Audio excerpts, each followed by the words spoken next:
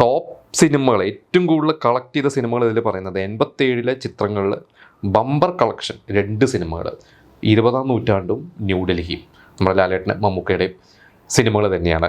ഇത് കഴിഞ്ഞ് പിന്നെ അതിൽ പറഞ്ഞിരിക്കുന്ന നവംബറിൽ റിലീസായ നാടോടിക്കാറ്റ്, അതുപോലെ തന്നെ നാൽക്കവല, മമ്മൂക്കയുടെ നാൽക്കവല, ഈ 2 സിനിമയും തിയേറ്ററിൽ അപ്പോഴും ഉണ്ട്, നല്ല പ്രദർശന വിജയം നേടുന്നുണ്ട് എന്നാണ് എഴുതിയിരിക്കുന്നത്.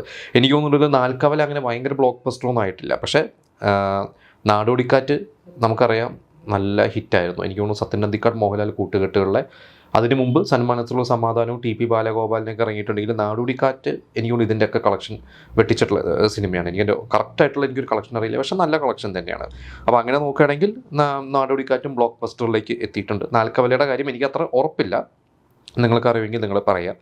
പിന്നെ ഇതിൽ എഴുതിയിരിക്കുന്ന ഇതിൽ 88 സിനിമകൾ ഇറങ്ങിയതിൽ തികഞ്ഞ പരാജയം ഏറ്റുവാങ്ങിയ 30ഓളം സിനിമകളുണ്ടെന്നാണ് പറയുന്നത്. ഇതിൽ 30ഓളം സിനിമകൾ വളരെ ഫ്ലോപ്പായിട്ടുണ്ട് എന്നുള്ള രീതിയിലാണ് ഇതിൽ പറയുന്നത്. ഇതിൽ ആക്ച്വലി ഇതൊരു പഴയ റിപ്പോർട്ടിൻ്റെ ഒരു ഫോട്ടോയാണ്. ഇത് എനിക്ക് എടുത്ത് സോഷ്യൽ മീഡിയയിൽ നിന്ന് കിട്ടിയത്. ഇപ്പോൾ ഇതിൽ പലതും ക്ലിയർ അല്ല, അപ്പോൾ അതിൽ ക്ലിയർ ആയിട്ടുള്ള ചില ഭാഗങ്ങളാണ് ഞാൻ വായിക്കുന്നത്. അതുകൊണ്ട് ഇതിലൊരു ഫുൾ റിപ്പോർട്ടായിട്ട് നിങ്ങൾ കണക്കാക്കരുത്.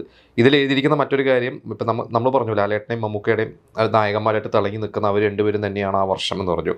ഇതിൽ എഴുതിയിരിക്കുന്ന മറ്റൊരു കാര്യം, 20 സിനിമകളിൽ ചെറുതും വലുതും ഒക്കെ വേഷങ്ങൾ ചെയ്ത നെടുമുടി വേണുവാണ് ആ വർഷത്തെ ഏറ്റവും ശ്രദ്ധേയനായ നടൻ എന്നാണ് പറയുന്നത്. അതിൽ മിന്നാമിനിങ്ങിന് നുറുങ്ങുവട്ടവും അച്ചുവേട്ടൻ്റെ വീടും, ഈ 2 സിനിമകളിലാണ് നെടുമുടി വേണുവിനെ ഏറ്റവും ശ്രദ്ധിക്കപ്പെട്ടത്. നമുക്കറിയാം ഈ 2 സിനിമകളും വിജയമായിരുന്നു. മിന്നാമിനിങ്ങിന് നുറുങ്ങുവട്ടം വിജയമാണ്, നല്ല വിജയമായിരുന്നു.